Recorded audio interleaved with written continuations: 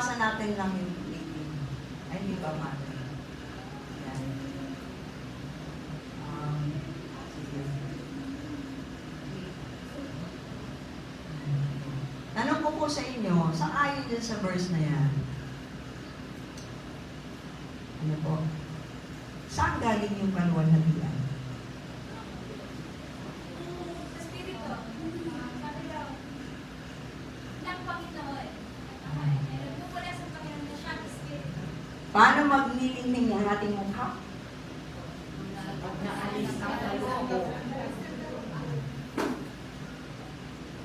Pag naalis na ang talukbong, nagniningning na ang mukha. Ngayon, kailan yung ngayon?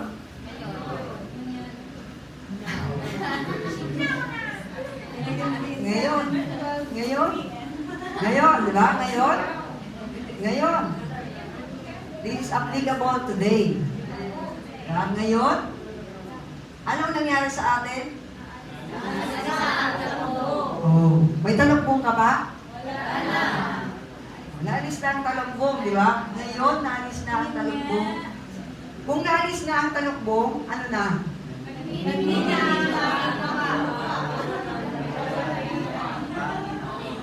Pagkitingin niya ang kasama mo, nagniningning ba siya sa ang kanyang mukha?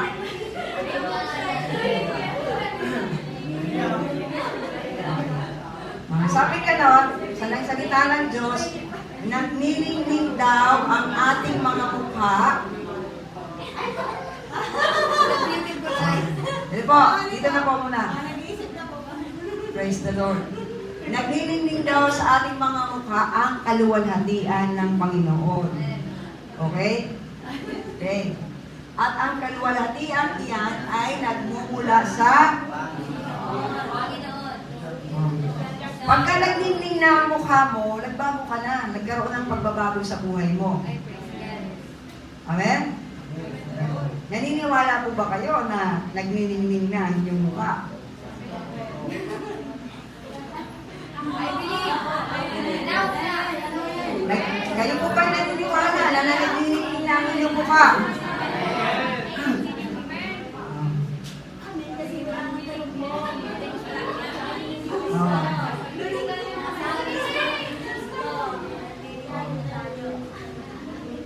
Sige po, tingnan niyo ang katabi niyo, tingnan niyo ang kasama niyo. O, nagniningning po ba ang mukha niyan?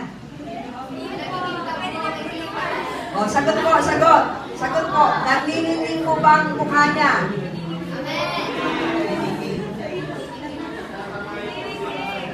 Nagniningning?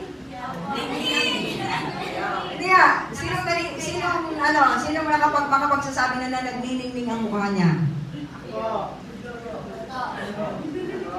Oh. Okay, praise the Lord. All the rest na hindi nagtaas ng kamay. No? So, hati kayo. Merong nagsasabi na nagniningning ang mukha nila, meron namang hindi. Bakit? Pakitanong nga. Tanongin. Naniniwala ba kayo? Sino dito yung mga anak ng Diyos? Mga born again Christian? Sige po. Oh. Mga born again Christian, asan? Oh. Sige po, pakibaba. Nakita ba yung katabi nyo na nagtaas ng kamay? Sir, kalahati lang ang born again yan. Ha? Hindi pa sigurado yun? Oh, maganda yan. Tingnan nyo. Ulitin ko lang ha. Sino po ba dito yung born again na? Sige po. Pakitingin niyo po. Sa katabi niyo. Tingnan niyo po. Oh, sige, pakibaba. Sige. Di ba, kailangan malaman natin yung kasama natin. Kasi iniisip ko, born again kasi nakakasama mo sa church. Di pala, hindi naman pala. Di ba? Di maganda ito, dinahuli natin, nalaman natin. Di ba? Mas okay ito. So, matutulungan natin yung ating kasama. Diba? Born again talaga siya. Okay. So ngayon, pag born again na naalis na ng talukbong. Pag naalis na daw ang talukbong, hindi na nagniningning na. Oh, praise the Lord. Ano kasi ang ginagamit? para tumingin sa katabi, sa kasama. Ano dapat ang ginagamit? Paano mo i-judge yung kasama mo? Ha? Paano mo i-judge ang isang anak ng Diyos? Ah. Hindi sa pamagitan ng panlabas na anyo, kapatid.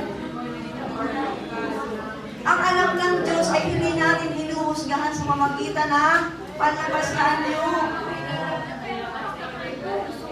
Naintindihan niyo po ba? Hinuhusgahan natin sang-ayon sa salita ng Diyos. Oh, nakalimutan niyo na yung lesson namin nung nakaraan?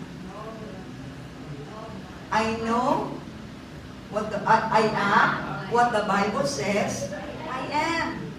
I have what the Bible says, I have. Oh, ikaw ba, Brother Jonathan, nagniningning ang mukha mo? Bakit mo nalaman?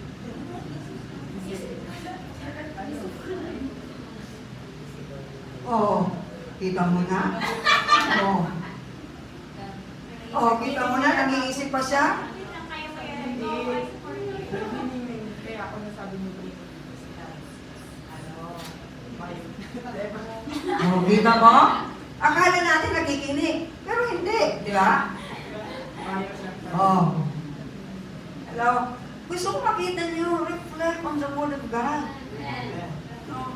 Marami tayong nagpipray tayo, marami tayong pinagpipray. Akala mo tama, mali. Oh. Hindi porke umiyak ka, nagbago ka, hindi ho. Hindi mo? Hindi porke nagbasa ka ng Bible, nagbago ka, hindi. Hindi porke nagpray ka, nagbago ka, hindi. Hindi porke sumamba ka, nagbago ka, hindi ho. Not unless you encounter the Word of God. Yung katotohanan kinuha mo. Kung hindi mo kukunin, ang sinasabi ng salita ng Diyos, effect po yun eh. No. Ang pinag-uusapan natin ngayon, magkaroon tayo ng radical na pagbabago. Awit na, kahit 10 taon tayo mag-awit dito ng Lord, baguhin mo ako. Hanggat hindi mo tinitignan, kinukuha ang salita ng Diyos, hindi yung magbabago. Amen? We use faith. Entindihan niyo po ba yun? Kaya nga po, heto ang salita ng Diyos. Sabi gano'n, no? Ikaw ngayon ay nagniningning. Ako po ay nagniningning. Bakit wala nang talukbog? At ang kaningningan na ito ay saan galing? Ang kaluwalhatian na ito ng Panginoon. Imagine, naging ang kaluwalhatian ng Diyos ay nasa akin. Tapos hahanapin ko, nasaan ako ng kaluwalhatian ng Diyos dyan? Gamitin mo ang iyong pananampalataya. Amen? So we can believe. First, believe for yourself and believe for others. Naalala niyo po ba yung nakalagay sa 2 Corinthians 5:16 ba yun? Na hindi na natin tinuturing ng kaparehas ng dati. Pakibasa, pakitingin na po. 2 Corinthians 5:16. O yan. Kaya ngayon, ang pagtingin namin sa bawat tao ay hindi na batay sa sukatan ng tao. Hello? Noong una ay ganun ang aming pagkakilala kay Kristo, ngunit ngayon hindi na. Kaya, kung nakipag-isa na kay Kristo ang isang tao, isa na siyang bagong nilalang. Ang tamang tingin natin sa kapatid natin na born again, bagong nilalang. Nagniningning ang mukha niyan, kapatid. It's not by physical. Hoy kapatid, nagniningning ka. No, kahit hindi mo pa nakikita sa physical, speak na nagniningning siya. And as you continue to speak, it will come to pass. magiging ang experience. So nagamit ka ng Panginoon ngayon para mabago yung tao na yun. Kesa doon sa Lord, pinapanalangin ko, baguhin niyo po Panginoon si Ezra may Petesa. Amen. Ulit-ulit ka ng ganun. Ang kailangan mo pala, gamitan mo ng salita ng Diyos. Kasi ba? Rather than paulit-ulit na magsabi, Lord, baguhin mo siya. Put the word of God. Speak the word of God. Yung truth ng word of God sa buhay ng tao. Mababago yan eh. Makikita natin ang transformation. Praise the Lord. Wala na ang dati. So, kayo po ba, ang tingin natin sa bawat isa, dati ganun pa rin sa dati? No? Ikaw ba, ang tingin mo sa sarili mo, ganun pa rin sa dati? Kung ganun pa rin sa dati, you are not walking by faith. Amen? Hindi ka gumagamit ng pananampalataya. So, kapag ka tinitingnan natin, sige po, kaya, balik tayo doon sa, balik po tayo doon sa, sa 2 Corinthians 3:18. At ngayong nalis na ang talumbong, so people, stop thinking na may talumbong ka. Amen? Wala ka ng talumbong na, kay Kristo ka na. Pero ang nararamdaman mo, may talumbong ka. Di ba? Yun ang nararamdaman mo. Pakiramdam mo lang yun. Hindi yan ang totoo. Ang totoo, pag na kay Kristo ka na, nais na ang talumbong. Amen? Praise the Lord! Nagniningning sa ating mga mukha ang kaluwalhatian ng Panginoon. Pakisabi nga po, nagniningning sa ating mukha sa kaluwalhatian ng Panginoon. Tapos, at ang kaluwalhatian iyan ay nagmumula sa Panginoon na siya Espiritu. Oh. Ano daw? Ang siyang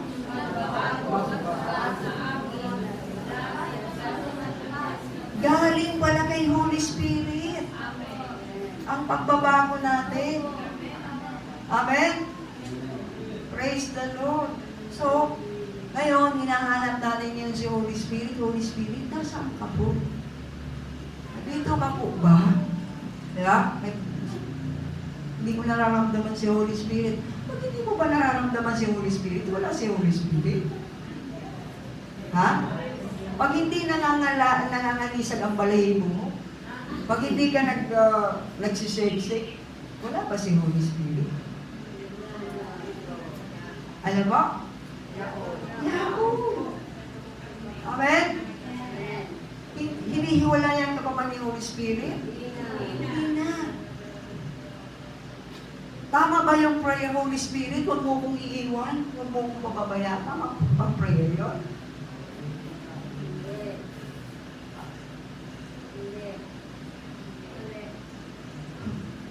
Ha? Tama? Hindi, di ba? Ang tamang prayer ay, thank you, Holy Spirit. Hindi mo ko iniiwan, hindi mo ko pinababayaan. Amen? Kesa doon sa Lord, wag mo kong iwan, wag mo kong pabayaan. Mali yun. Kasi po, take what God is saying. Ano ba sinasabi ng salita ng Diyos? Yun ang angkinin natin, kunin natin. Amen? He will never leave you as an orphan. Dati noon, pag sinabing orphan, ang naisip ko, kasama lang ay lagi ka lang may kasama. Alam niyo po ang ibig sabihin ng salitang yun, na He will never leave you as an orphan. Ang ibig sabihin ng salitang yun, hindi ka na mawawalan ng tatay. Hindi ka mawawalan ng tatay. Hindi ka na mamumulila sa tatay. May tatay ka lagi. Amen? You always have your tatay. Ang Diyos ang iyong tatay. Yun ang ibig sabihin. Si Holy Spirit is the Spirit of God. He is the Spirit of the Father. The Father, the Triune God. No? Kaya, ang Diyos Ama ay hindi niya iniiwanan ang trono sa kalangitan.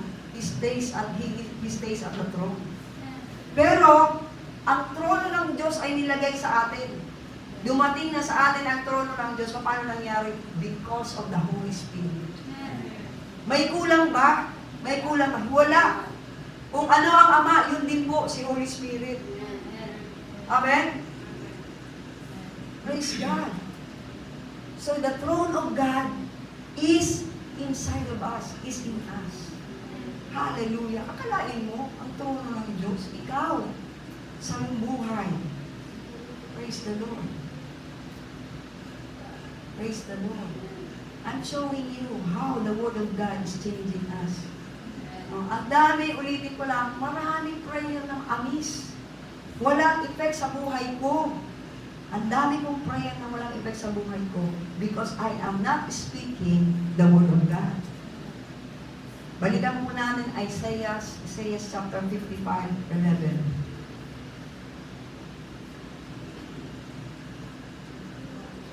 Isaiah 55:11.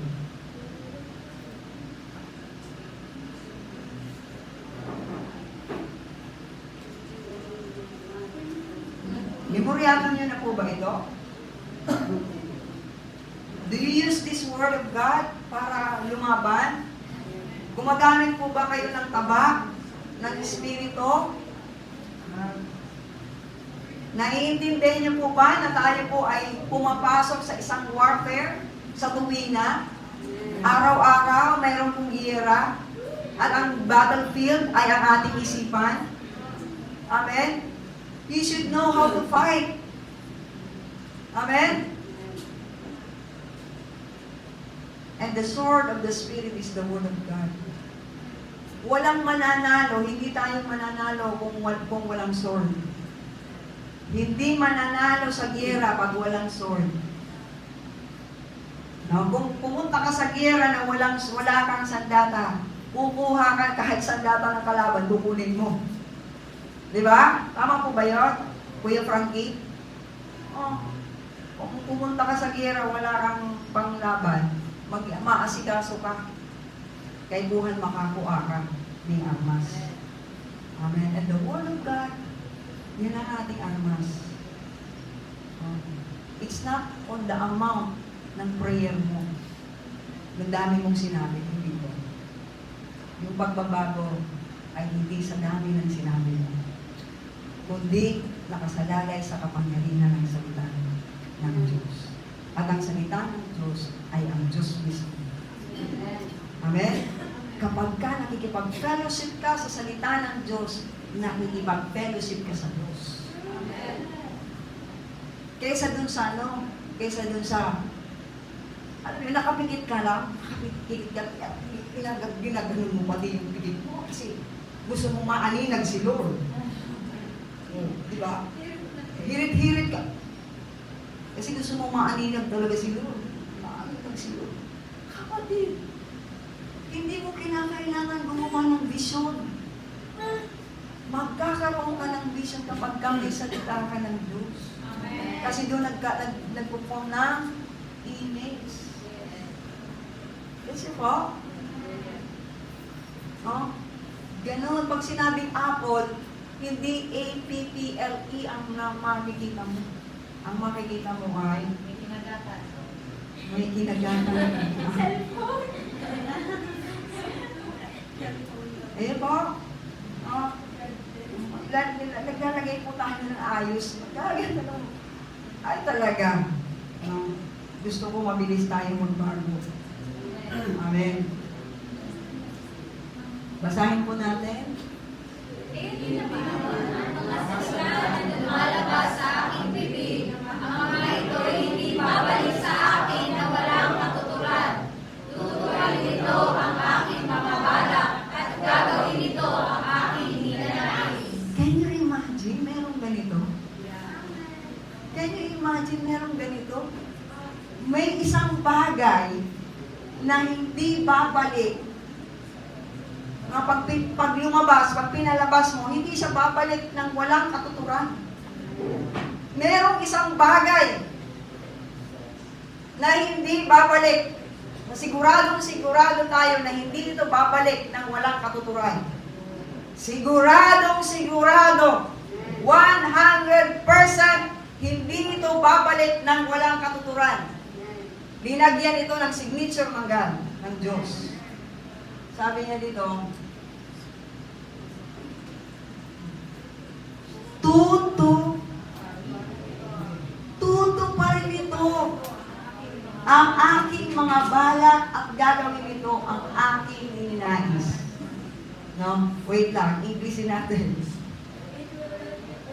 Englishin po natin, kapatid. Yan. It is the same with my word. I send it out. Come on, please read. It always produces. Laging may bunga. Laging may mangyayari. Tapos, it will accomplish all I want it to. And it will prosper everywhere I send it. Kapatid, merong isang bagay na kailanman hindi mabibigo. At lagi itong magtatagumpay. At lagi nitong magagampanan, makakapag-accomplish. Walang iba kundi ang salita ng Diyos. Saan lalabas? Paano lalabas ang salita ng Diyos? Sino ang maglalabas ng salita ng Diyos? Walang iba kundi yung taong may espiritu ng Diyos. Ang tinig ng Diyos ngayon ay lalabas mula sa taong may espiritu ng Diyos. Amen? Kaya may maa-accomplish kasi pinalalabas ang salita ng Diyos. Hindi lang ito pinangangaral, kundi ito ay pinuproklama. No? Hindi kinakailangan may tao kang kausap. No. Kahit wala kang taong kausap, you proclaim the Word of God. It will accomplish. Kung anong dahilan, bakit mo ito inilabas? I am rich. No? Naging mahirap si Jesus para ako'y maging mayaman. Hallelujah. Thank you, Lord. Naging mahirap si Jesus para ako'y maging mayaman, kaya mayaman na ako. Gaano ako naniniwala dito? Kung lagi ko itong sinasabi, yun yung level ng paniniwala ko dito. Kung hindi mo ito masabi-sabi, kapatid, malamang-lamang, hindi mo ito pinapaniwalaan. One time, nag-struggle ako. I-struggle about pera. Struggle ako sa pera. Alam mo, ibig sabihin ng struggle ko sa pera ay, I feel like malaki ang hinihingi sa akin. Yun yung pakiramdam ko. Tapos, ang tingin ko ay mahirap to. Mahirap to. Alam niyo po ba? Mind ko lang yun. Mind ko lang yun. Sabi ko lang, inahuli ko yung sarili ko. May poverty mentality pa rin ako. Meron pa rin akong poverty mentality. Kaya sabi ko, gaano ko ba talaga sinasabi sa sarili ko? Gaano ko ninalabas ang katotohanan nito? Seldom. Seldom. Very seldom. Kailangan kong sipagan ito. Amen? Kailangan kong sipagan. Gusto ko itong mangyari. Gusto ko itong nai-experience. Amen? Para kasi, pag tungkol sa finances, parang nakakahiya, nahihiya tayo. Kapatid, dapat hindi tayo nahihiya. Suguin na, ibig sabihin, ilabas natin yung salita ng Diyos. No? Nagkukulang ka na nga eh. May nararamdaman mo na yung kulang. No? Ang ina-apply pa rin natin, no? Maring hindi ikaw, pero ako, no? Nagkukulang na lang ha. Nagkukulang na nga ako. Ang ina-apply ko pa ay yung natural. Yung sa mundo style. Ano yon? Pagkakulang, puro pagtitipid. Alam mo yon? Puro ano yan? Higpitan ang sinturon, mababalik na ang tiyan. Mababalik na ang bewang. No? Bakit nagaganon? Instead of believing the provision of God, instead ang sa believe dun, yung paghawak dun sa katotohanan, ay, dinauna ba ni Lord sa tuyang gabos? No? Hindi ganon. Talagang, so I battled. Hindi. I'm breaking away from this. Alam niyo po yan? No? Kukunin ko yung sinasabi ng salita ng Diyos. Mayaman ako. Mayaman ako. Mayaman ako. Bakit? Dahil kay Kristo, binigay niya sa akin ang lahat. Gusto ko ng pagbabago. Gusto ko po ng pagbabago. Amen? Gusto ko ng pagbabago. At sa area na ito, gusto ko ng pagbabago. Sa area ng aking finances, gusto ko ng pagbabago. At kayo pong mga bata, kayo pong mga anak, no? Mag-exercise po kayo ng pananampalataya. Amen? Gumamit po kayo ng mga pananampalataya niyo. Hindi po nakatingin sa magulang. Dapat gumagamit ng pananampalataya. Nakatinginan niya ako sa Diyos. Okay, nakatingin ka sa Diyos. Paano yun? Paano mo ine-exercise na nakatingin ka talaga sa Diyos? Paano magkakaroon ng transformation? You have to speak the Word of God. You have to release the Word of God. Hindi yung tatahimik ka lang.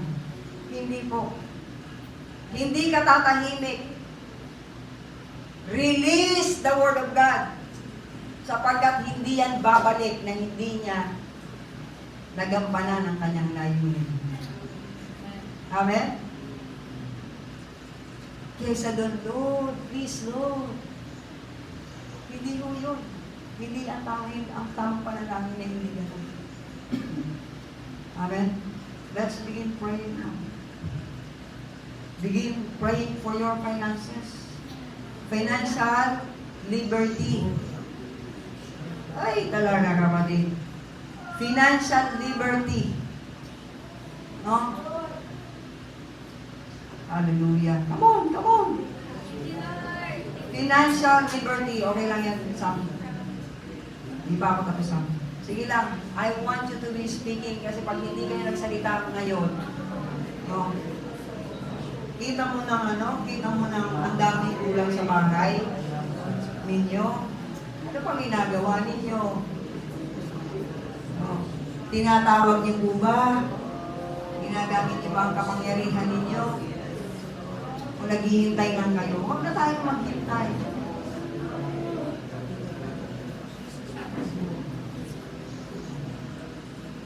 Praise the Lord. Sobra-sobra ang finances ko. I have surplus. No, marami akong ipamimigay. Hindi tama lang ang pera ko. Hindi tama lang ang pera ko, maraming sobra ang pera ko. Marami akong ipamimigay. Hindi ako kuripot. Generous ako. Amen? I am generous. Kaya nga kuripot, wala ka kasing nakikita ipamimigay eh. Diba? Kaya ka kuripot. Pero kung marami kang ibibigay, may lalabas mo yung generosity mo. Hindi ako naniniwala na kuripot ka pa ngayon. Bakit? Born again ka na eh. Ang kuripot lang yung mga hindi born again. Ang born again na, hindi na yan kuripot. Pakisabi, born again ako. Kaya hindi ako kuripot. I am generous. Another word. 1 Timothy chapter 4, 15. 1 Timothy chapter 4, 15. King James Version.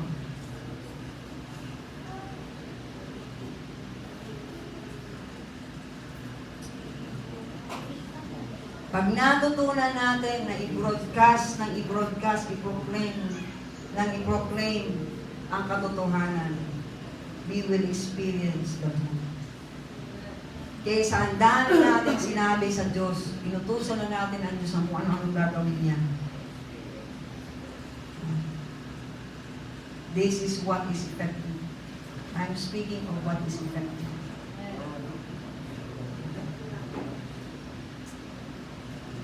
Kaysa sasabihin mong baguhin ka ni Lord, begin to speak the word of God over yourself.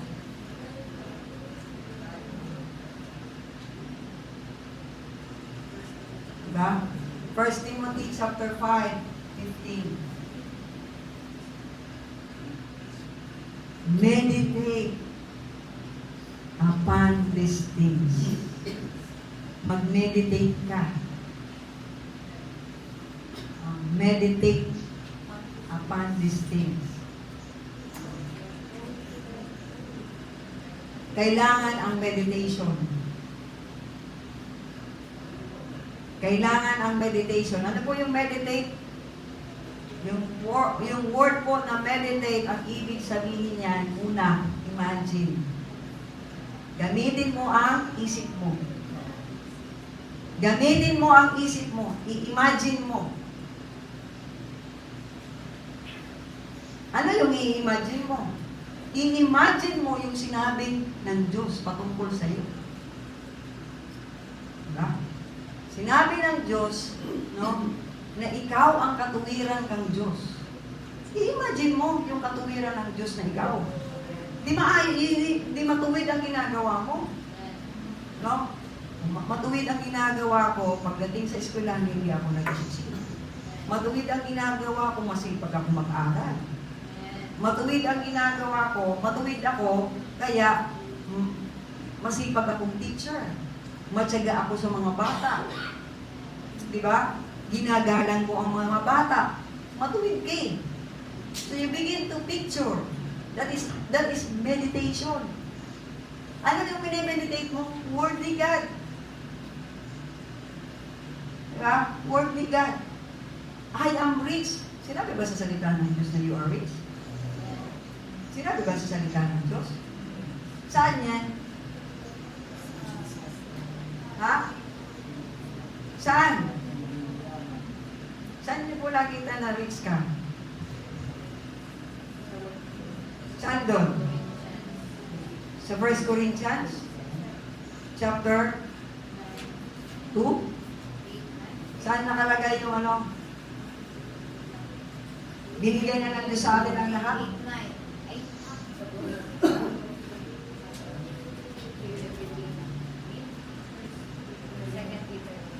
O yan, pwede yan. He made us rich, di ba?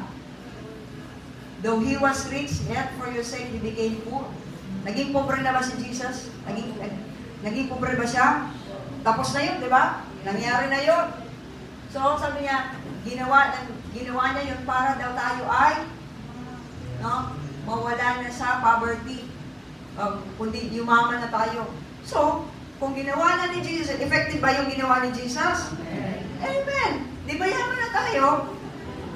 Amen? Di ba yaman na tayo eh? Effective ba ang ginawa ni Jesus? Totoo ba na may dumating na Jesus Christ dito sa mundo? Namatay sa krus ng Kalbaryo? Totoo ba yun? Ibinilibing. Nabuhay na muli. Totoo ba yun? O di totoo din ito. Amen?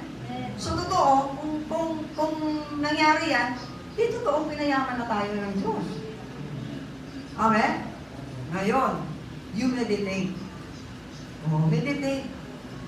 Mayaman ako. Mayaman na ako. Anong mayaman? Anong mayaman? Anong mayaman? Anong mayaman? Honey, anong mayaman? Mayaman ako. Ano man ba kuripot? Teka, kung pwede maging kuripot ka, mayaman ako. Mayaman ako. May pang... Mabakal ako ng ano. Mabakal ka ng airport? Sige, mabakal ka. Bago itong permission ng daig. Mayaman ako pero di mapakalaptop. Kaya mo nga ng laptop, teka nagbabakal. Mayaman ngayon ako. Bakal ka ngayon magbakal ka ngayon laptop, hindi nga ako mabakal. Mamahalaan. Kung di pupuri ka, di ba? Pero kung mayaman ka, o gani, mayaman ako, kaya kuhaan ko ng laptop, mabakal akong laptop. Mabakal akong laptop. May pambakal akong laptop. O kasarin ka nagsabi may pambakal ka ng laptop. Yan! Mayaman ako, mabakal akong auto.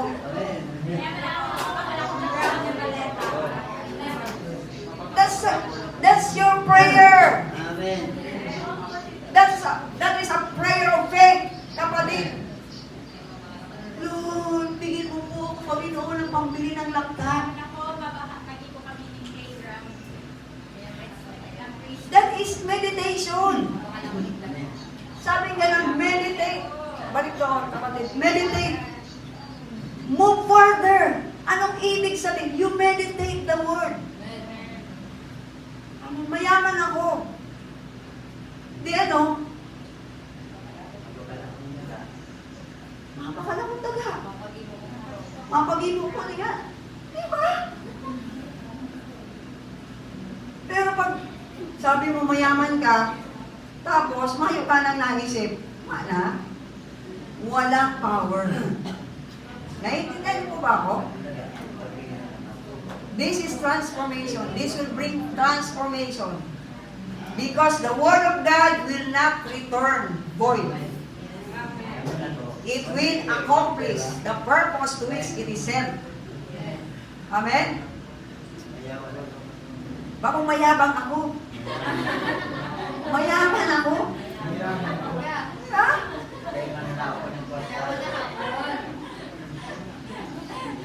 Ano ba yan? Kasi pag nagsabi kang, nagdumag ka sa tindahan ng dyan sa appliances. Mayo ka mag-importa pero nagdumag ka sa tindahan ng appliances. Hiling-hiling ka. Tapos araw ka pa kanino. Guro naman yan, sir. Garo ang dating mo, mayabang ka. Pag na-discover, mayo kang porta.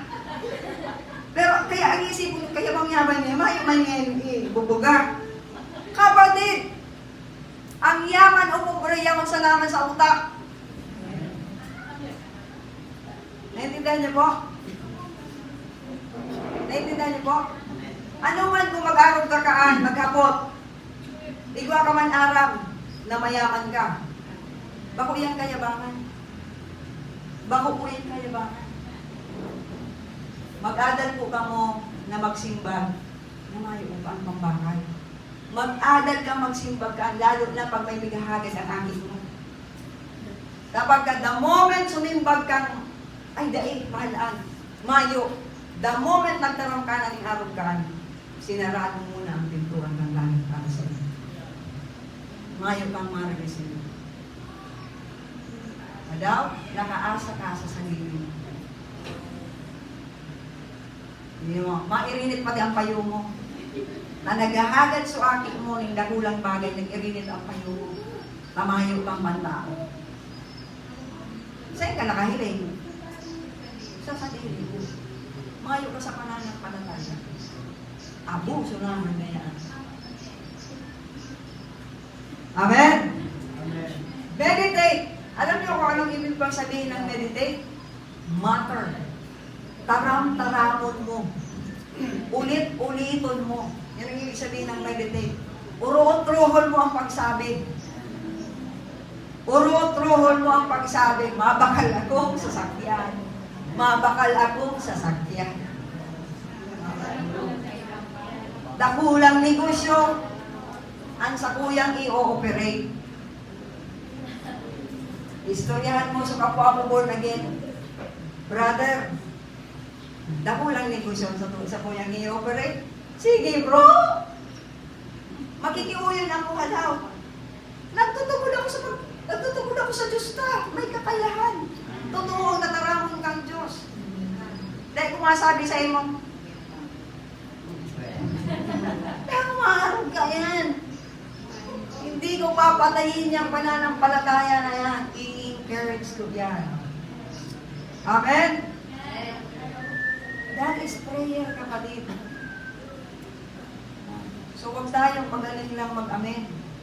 Huwag tayong magaling lang mag-isip. No? You have to matter. Matter. Ulit-ulitin mo sa pagsabi. Ulit-ulitin mo. Madakula ining aging ko na multi-millionaire na maka-Diyos. Maka-Diyos ang aging ko. Madakula ining multi-millionaire na may takot sa Diyos. Dakol na mga taong madulog sa Diyos sa paagi kang aging kong ining. Amen? Kaya kasi na magsabing pakupuri ko, picturean mo rin anong bigigibo niya. Picturean mo anong bigigibo mo, bighaman mo, ilang bigigibo kang aking ko. Amen. Matter. Give thyself wholly to them. Ibugtak mo ang sa imong sadiri sa araw kainin. Ibugtak mo ng biyo. Ilagay mo ng lubusan ang iyong sarili sa pagganyan, sa pag-meditate. Lagi kang magsalita, lagi kang mag-imagine nung kung ano ang sinasabi ng salita ng Diyos. Ukol sa iyo. Ukol sa mga anak ng Diyos. Ukol sa church. Amen? Ukol sa bayan. Praise the Lord. Tapos, ano daw mangyayari kapag ibinigay mo ng lubusan ang iyong sarili sa ganitong gawain? That thy profiting may appear to all. Ang sabi doon, makikita ng marami. Yung profiting means advancement, progress. Makikita ng nakararami ang progress mo. Hindi na maitatago, kitang-kita na ikaw ay nagpa-progress. Hindi mo sila kailangan kumbinsihin kasi kitang-kita sa iyo. No? Saan daw yan, paano daw yan mangyayari? Kapag ibinigay mo ang iyong sarili doon sa meditation, lagi mong ini-imagine at lagi mong sinasabi. Yung sinasabi ni Lord, ukol sa iyo, lagi mong sabihin. Kaya last time, I was telling you about that, no? Ano ba sinasabi ni Lord ukol sa iyo? Say it. Imagine it and say it. Ngayon namang gabi, sipagan na natin. Amen? Sipagan na natin. Dito, mangyayari ang ating mga pagbabago. Amen? Kaysa ulit-ulitin nating tingin sa Diyos. Kapatid, binigay na ni Lord sa atin ang solusyon. Ito ang solusyon.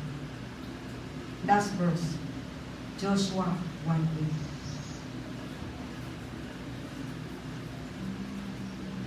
Joshua 1.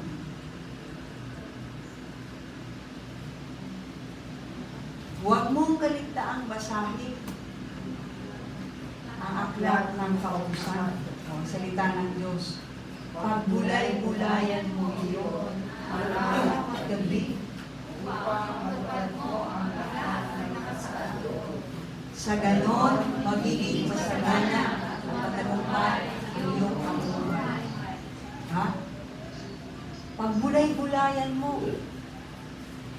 pag-isipan mo, meditate on it, imagine mo. This is the power of imagination. Bakit si Abraham binigyan ni Lord ng pinatingin sa mga stars at pinatingin sa buhangin? Kasi nangako ang Diyos, bibigyan kita na magiging kang tatay ng mga bansa. Para tulungan ang pananampalataya ni Abraham, binigyan ng picture, sabi, tumingin ka. This is the power of imagination. Tingnan mo yung mga buhangin, ay tingnan mo yung mga stars. Ganyan kadami. So tuwing I do believe, pag nakikita ni Abraham yung mga stars, thank you Lord, ganyan kadami ang magiging anak, ganyan kadami ang lahi ko. Laging ganon. Pag naglakaw siya, buhangin naman, ganito kadami ang lahi ko. There's always the role of meditation. Amen? Paano nagkaroon kilala niyo si Jacob? Paano si Jacob? Alam niyo yung pangyayari sa buhay ni Jacob? Gusto niyo malaman yun? Si Jacob po ay dinaya ni Laban sa pagsusweldo sa iya. Ganito ang kwento ha. Nag-alaga si Jacob, biyena niya si Laban. Ngayon, ang trabaho ni Jacob, mag-alaga ng mga tupa ni Laban. Ngayon, dumating na ang panahon, may pamilya na din siya. Gusto niya na rin magsarili. Gusto niya na umalis. Pero sabi ng Laban, huwag ka na umalis. Kasi nga, ang dami, umasenso ng gusto si Laban. Huwag ka nang umalis, sweldohan na lang kita. Sweldohan kita. Sabihin mo kung paano kita susweldohan. Oh. Sabi naman ni Jacob, sige ganito. Pagka batik-batik ang ubon sa kuya. Pagka puro sa imo. Arap niya ka ang sweldohan ta. Naintindihan niyo? Sabi ni Jacob, araw po kayo ni Sir, araw po kayo ni Cole.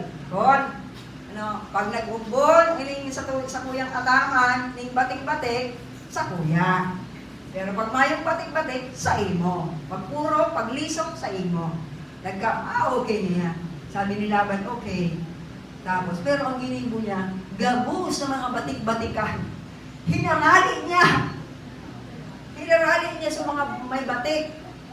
Duman niya kung sa saro niyang aki. Ang tinada, ngayon lang batik. O paano ang maugbuling may batik? Basahin niya sa inyong bahay. Paano magkakaibong may batik na? Paano samantala ang makikita mga tupa ay walang batik? Tapos ang sweldo niya ay kailangan may batik. Kung ang kuya niya, so babae ka ngayon, batik. So, kuya niya, so lalaki niya, liso.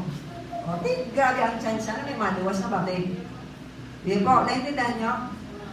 Alam niyo po kung anong ginawa ni Jacob?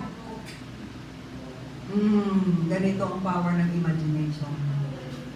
Ang ginawa niya, nilagay kung saan magmi-mate,